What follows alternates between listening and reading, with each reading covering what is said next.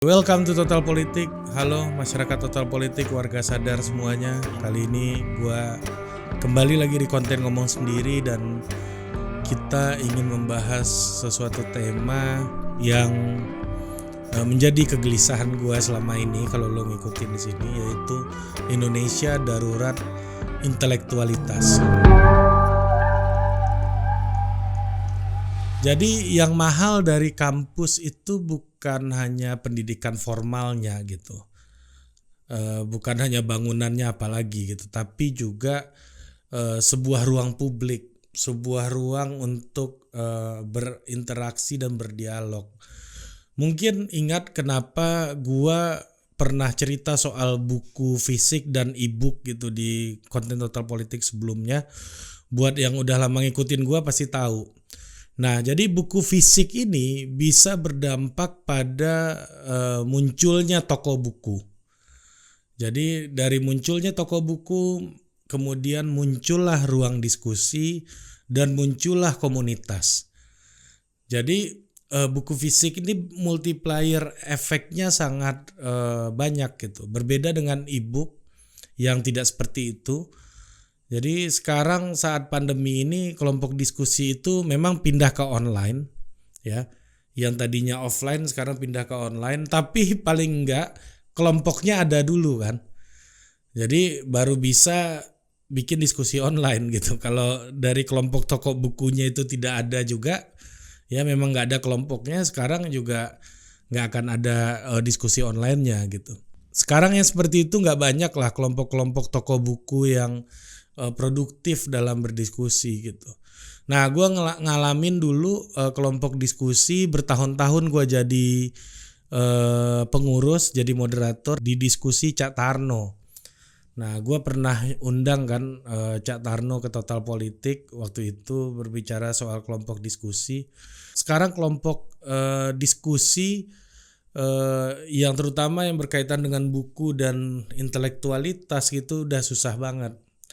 Yang ada lebih banyak itu tempat berkelahi gitu. Jadi isinya orang-orang berantem semua. Nah, susah banget kita nemuin tempat diskusi filsafat politik, antropologi, sosiologi, dan lain-lain lah. Nah, dulu gue tiap minggu ngebahas tesis orang, tiap minggu ngebahas disertasi orang.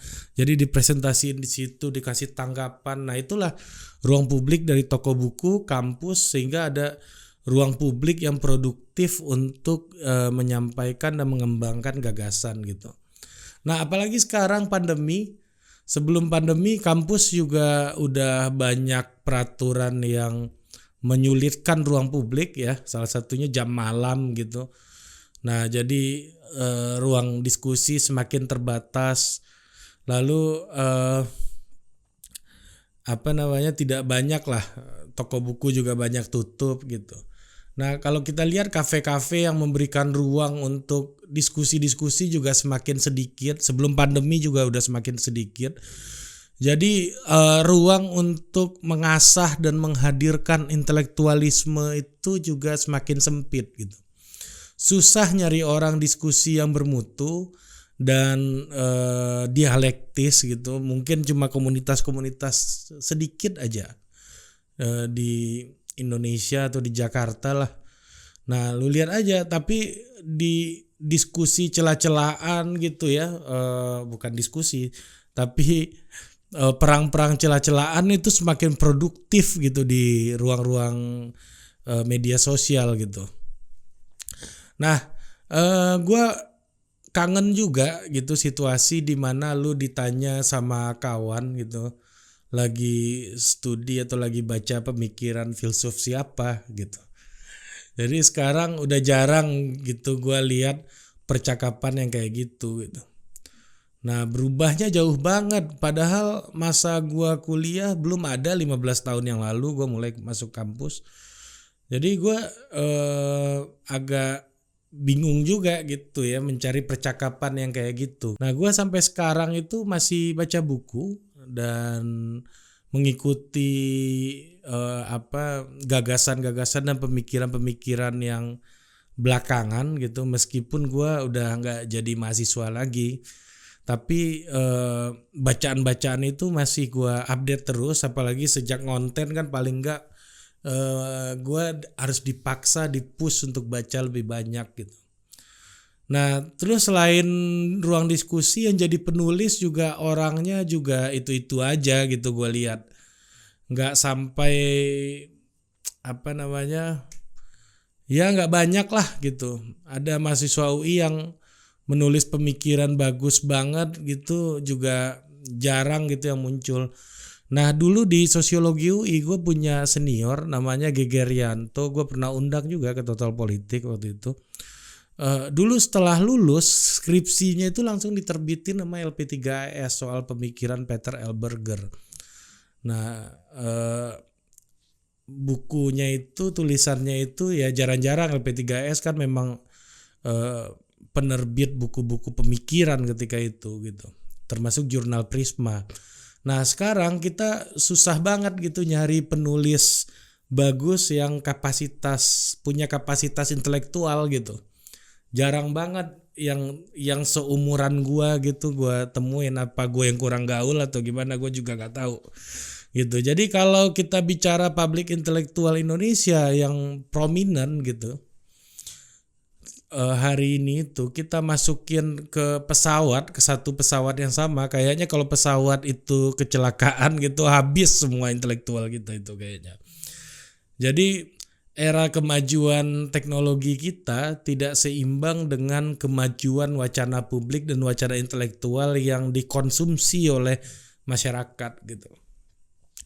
Nah kita tentunya berharap hari ini tuh kita punya orang-orang kayak Cak Nur, Buya Syafi'i lagi gitu ya. Cak Nur udah nggak ada, Buya Syafi'i masih ada ya. Kalau yang agak intelektual sekulernya itu macam Pak Arief Budiman gitu, yang karya-karyanya memang sangat berpengaruh gitu, dibaca gitu oleh berbagai macam kalangan gitu.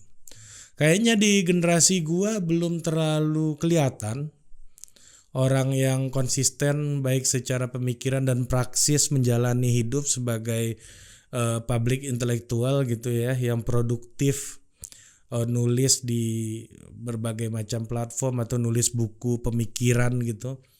Belum kelihatan lah. Nah, banyak kawan-kawan generasi gua lebih memilih jadi politisi atau profesional gitu ya, atau pengusaha yang hidupnya nyaman, karirnya lebih jelas, CV-nya panjang gitu, ketimbang jadi intelektual publik yang konsisten menulis, diskusi ya, bikin kaderisasi pemikiran gitu, membangun kelompok kritis ya. Nah bikin inisiatif lah dan gagasan-gagasan itu kayaknya tidak terlalu banyak ya yang menjalani karir path-nya ke arah situ gitu. Tapi kadang gue juga mikir mungkin orangnya belum kelihatan aja kali ya, karena mungkin lagi sekolah gitu atau lagi pendidikan gitu. Tapi tokoh-tokoh di atas yang gue sebut sebelumnya, Buya Syafi'i, Cak Nur, dan Pak Arief Budiman, itu sebelum berangkat sekolah atau pas lagi sekolah juga bikin sesuatu yang membuat mereka meletakkan jejaknya sebagai intelektual publik gitu, yang dilihat orang dan punya pengaruh terhadap kelompok-kelompok tertentu gitu. Ya, kelompok-kelompok kelas menengah kritis gitu. Jadi mungkin juga gue berpikir orientasinya sekarang sudah beda, ruang-ruang pemikiran udah semakin sempit seperti yang kita jelaskan tadi ya yang jadinya pemikir-pemikir baru juga semakin sulit muncul ke publik gitu ya, semakin sulit mendapatkan publik dari karya-karyanya gitu. Ya, jadi gue kadang-kadang juga gue ragu dengan apa yang gue kerjakan hari ini ya. Apakah gue di jalan apa juga gue juga bingung sebenarnya. Tapi ya gue berharap gitu di generasi gue ya yang kuliah di tahun 2000-an tuh kita punya intelektual yang sangat prominent, yang sangat produktif gitu ya, yang memperlihatkan path-nya itu kayak Nurcholish Madjid atau Buya Syafi'i Ma'arif atau Pak Arif Budiman yang memang menghidupkan epistemic community gitu, komunitas pemikiran gitu, yang mengembangkan gagasan, yang terus konsisten mengembangkan ide dan berkarya, memberikan pengaruh kepada publik gitu. Mungkin itu aja, dan kita berharap lah ke depannya kalau ada inisiatif-inisiatif ya Total Politik siap lah buat berkolaborasi kalau ada teman-teman yang ingin jalan ke arah sana. Mungkin sampai situ dulu obrolan kita di konten ngomong sendiri. Sampai jumpa lagi di konten ngomong sendiri selanjutnya. Dah.